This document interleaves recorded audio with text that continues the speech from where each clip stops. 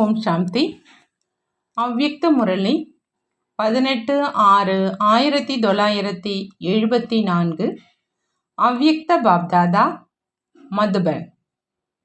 Light house மற்றும் might house ஆகி புது உலகை படைப்பவர் ஆகுங்கள்.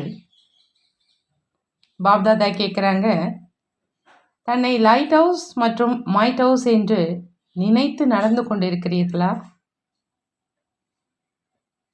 லைட் மற்றும் மைட், அதாவது ஒளி மற்றும் சக்தி என்று மட்டும் இல்லாமல் லைட் ஹவுஸ் மற்றும் மைட் ஹவுஸாக நினைப்பது.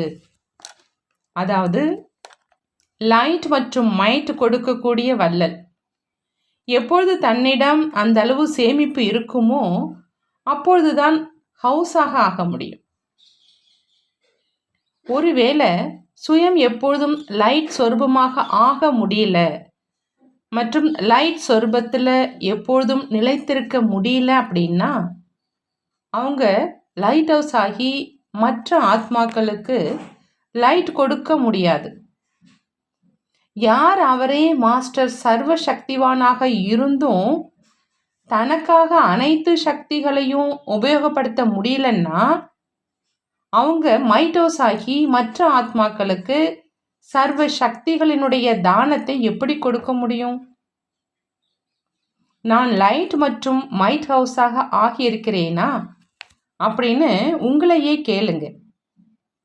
எந்த ஒரு ஆத்மாவும் ஒருவேளை ஏதாவது சக்தியை பெறணும் அப்படிங்கிற அந்த ஆசை வச்சு உங்க எதிரில் வருதுன்னா அந்த ஆத்மாவுக்கு அந்த சக்தியை நீங்க கொடுக்க முடியுமா?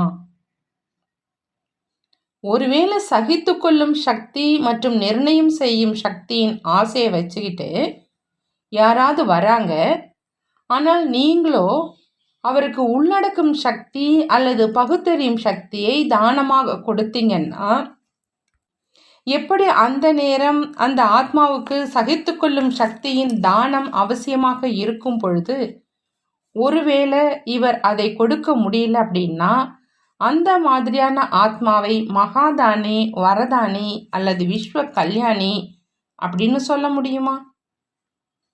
ஒருவேளை தன்னிலேயே ஏதாவது ஒரு சக்தியினுடைய குறை இருக்குதுன்னா மற்றவர்களை சர்வ சக்திவான் தந்தையினுடைய ஆஸ்தியின் அதிகாரியாக மற்றும் மாஸ்டர் சர்வ சக்திவானாக எப்படி ஆக்க முடியும்? சூரிய வம்சத்தினர் சர்வ சக்திவான் ஆவாங்க மற்றும் சந்திர வம்சத்தினர் சக்திவான் ஆவாங்க.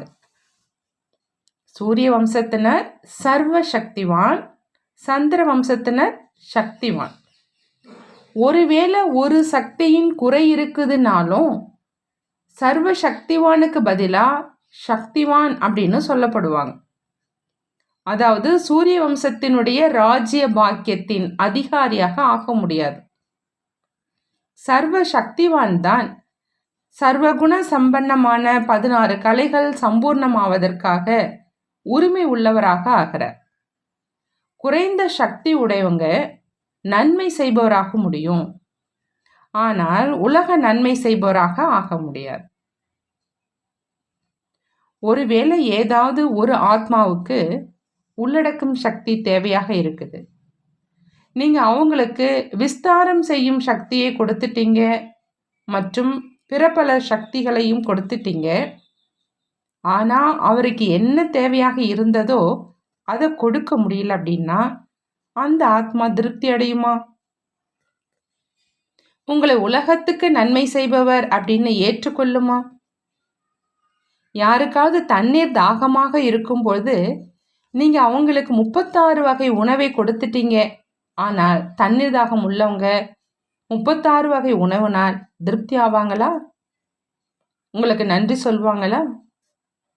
தண்ணீருக்கு பதிலாக நீங்க அவங்களுக்கு வைரத்தையே கொடுத்தாலும் அந்த நேரம் அந்த ஆத்மாவுக்கு தண்ணீரின் ஒரு துளியினுடைய மதிப்பு அநேக வைரங்களையும் விட அதிகம். அதுபோலவே நீங்கள் உங்களிடம் அனைத்து சக்திகளின் இருப்பை சேமிப்பாக வைக்கல அப்படின்னா அனைத்து ஆத்மாக்களை திருப்திப்படுத்தக்கூடிய திருப்தி மணி ஆக முடியாது.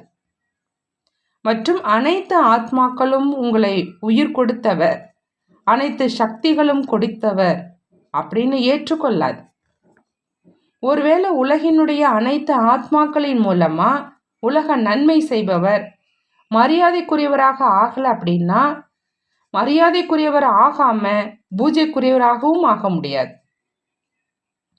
திருப்தி மணியாக ஆகாம பாப்தாதாவின் நெற்றியின் மணிகளாகவும் ஆக முடியாது. அந்த மாதிரி நுணுக்கமான சோதனை செய்கிறீங்களா? அல்லது இதுவரையிலும் முக்கிய விஷயங்களின் சோதனை செய்வது கூட கடினமாக அனுபவமாக்குதா?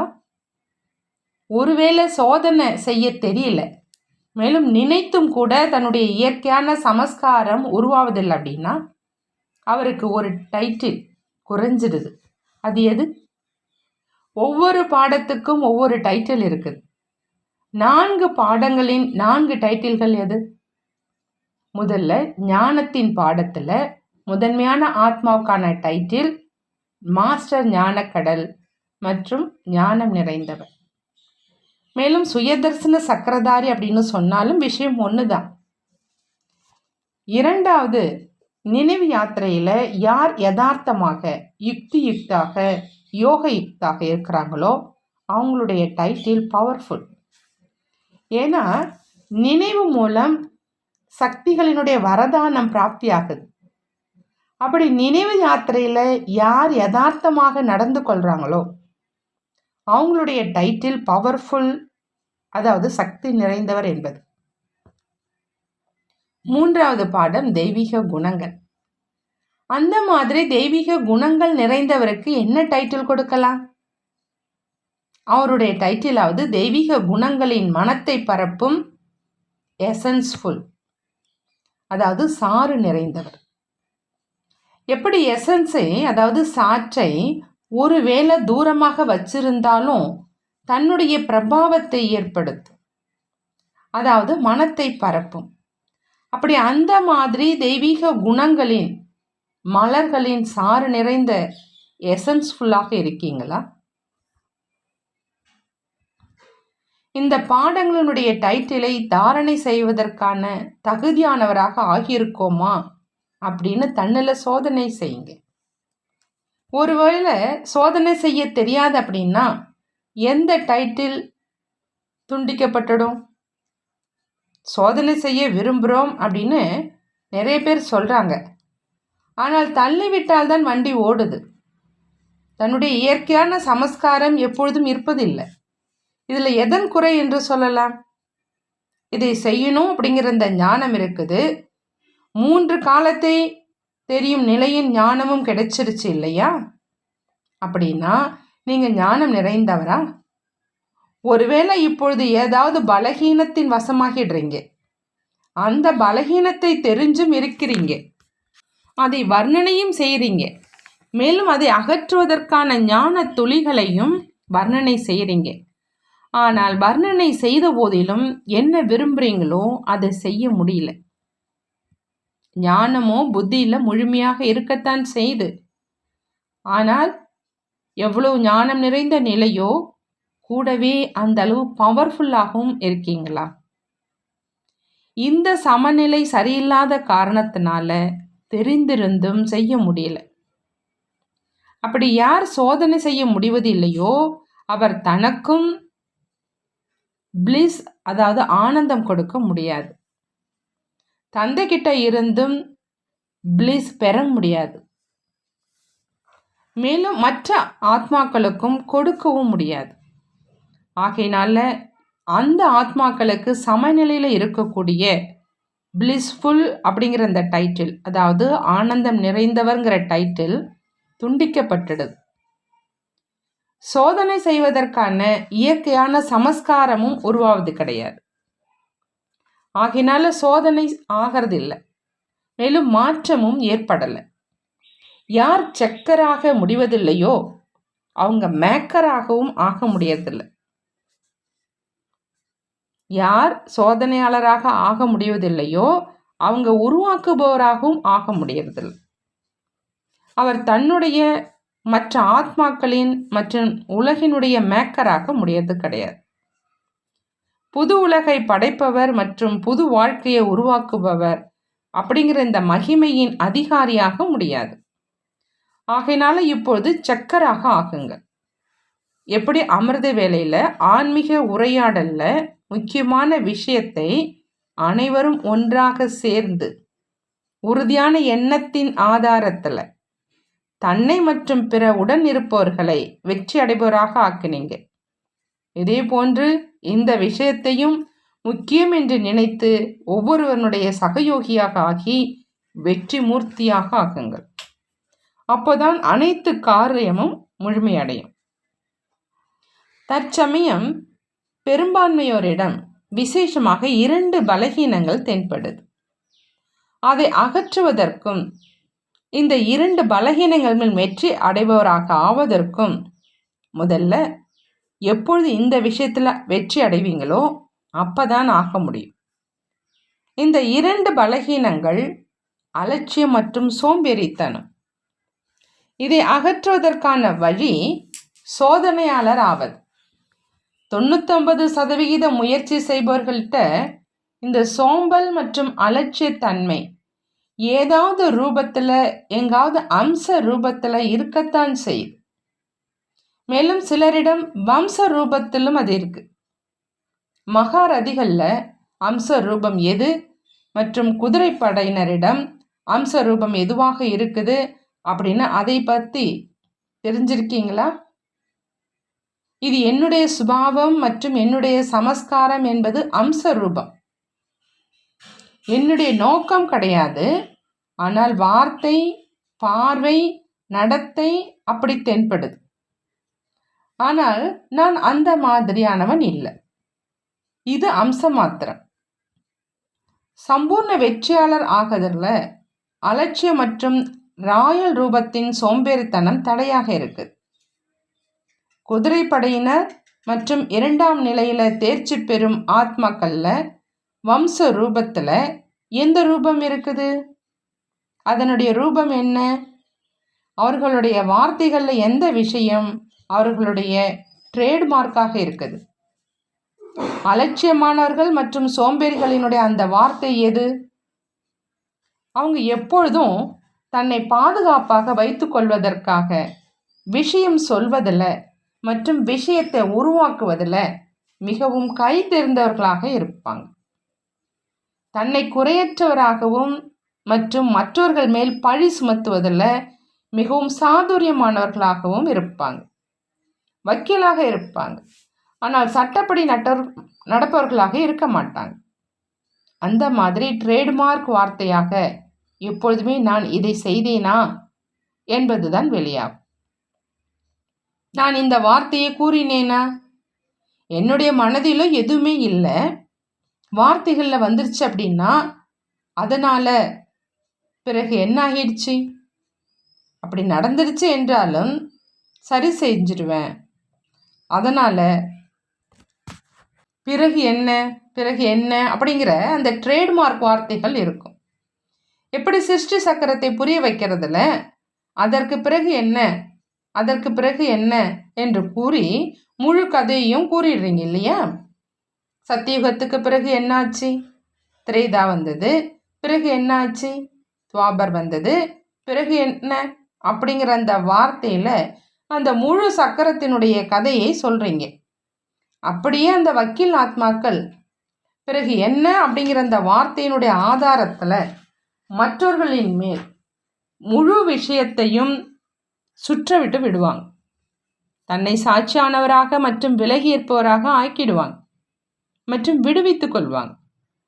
பிறகு என்ன அப்படிங்கிற அந்த வார்த்தையினால, அதாவது இந்த ஒரு எண்ணத்தினால அலட்சியம் மற்றும் ராயல் சோம்பேறித்தனத்தின் வம்சம் உள்ளுக்குள்ளேயே அதிகரித்து கொண்டிருக்குது.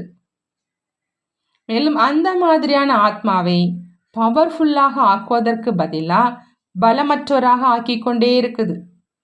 இதுதான் 2ஆம் நிலையில் உள்ள, அதாவது குதிரைப்படையின் ஆத்மாக்களின் உள்ளே இருக்கும் அலட்சியம் மற்றும் சோம்பலின் வம்சரூபம்.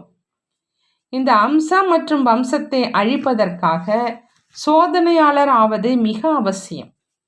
8 நாட்களில் ஒரு நாள் சோதனையாளராக ஆகுறீங்க, 7 நாள் அலட்சியமானவராக இருக்கீங்க அப்படின்னா 7 நாளின் சமஸ்காரம் உருவாகுமா அல்லது ஒரு நாளின் சமஸ்காரம் உருவாகுமா?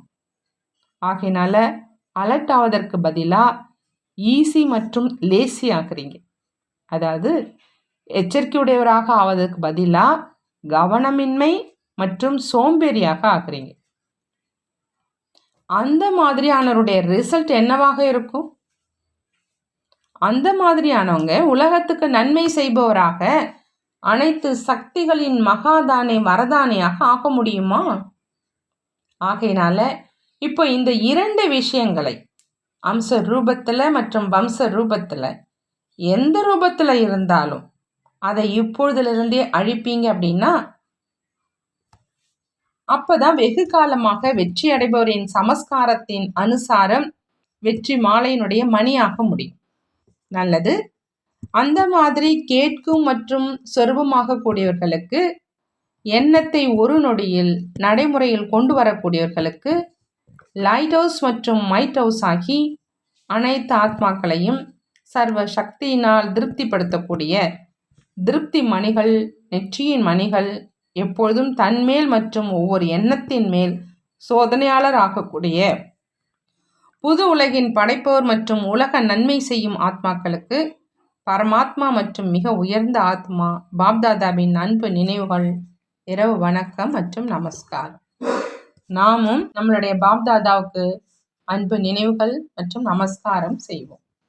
வரதானம்: பயிற்சி மூலமாக மனம் புத்தியை அனுபவங்களின் ஆசனத்தில் அமர்த்திற்கு செய்யக்கூடிய தடையற்றவராகுக. பயிற்சி மூலமாக மனம் புத்தியை அனுபவங்களின் ஆசனத்தில் அமர்த்திற்கு செய்யக்கூடிய தடையற்றவராகுக. பாபா விளக்கம் கொடுக்குறாங்க. ஒருமுகப்படுத்தும் சக்தி சுலபமாகவே தடையற்றவராக ஆக்கிடுது. இதற்காக மனம் மற்றும் புத்தியை ஏதாவது அனுபவத்தின் ஆசனத்தில் நிலைத்திருக்க செஞ்சிருங்க. ஒருமுகப்படுத்தும் சக்தி தானாகவே ஒரு தந்தையை தவிர வேறு யாரும் இல்லை அப்படிங்கிற இந்த அனுபவத்தை செய்விக்குது. ஒருமுகப்படுத்தும் சக்தி தானாகவே ஒரு தந்தையை தவிர வேறு யாரும் இல்லை அப்படிங்கிற அந்த அனுபவத்தை செய்விக்குது. மேலும் இதனால சுலபமாகவே ஒரே சீரான நிலை உருவாகிடுது. அனைவருக்காகவும் நன்மை பயக்கும் உள் உணர்வு இருக்கு. ஒருமுகப்படுத்தும் பயிற்சி மூலம் சகோதரன் அப்படிங்கிற இந்த பார்வை இருக்கு. அவரை ஒரு பொழுதும் ஏதாவது பலகீனமான சமஸ்காரம், ஏதாவது ஆத்மா, இயற்கை அல்லது எந்த விதமான ராயல் மாயாவும் நிலைக்கொலையை செய்ய முடியாது. ஸ்லோகன்: ஒரு நொடியில் விஸ்தாரத்தை சாரத்தில் உள்ளடக்கும் பயிற்சி தான் கடைசி சான்றிதழை பெற செய்யும். ஒரு நொடியில் விஸ்தாரத்தை சாரத்தில் உள்ளடக்கும் பயிற்சி தான் கடைசி சான்றிதழை பெற செய்யும். நல்லது. ஓம் சாந்தி. நன்றி பாபா. நன்றி.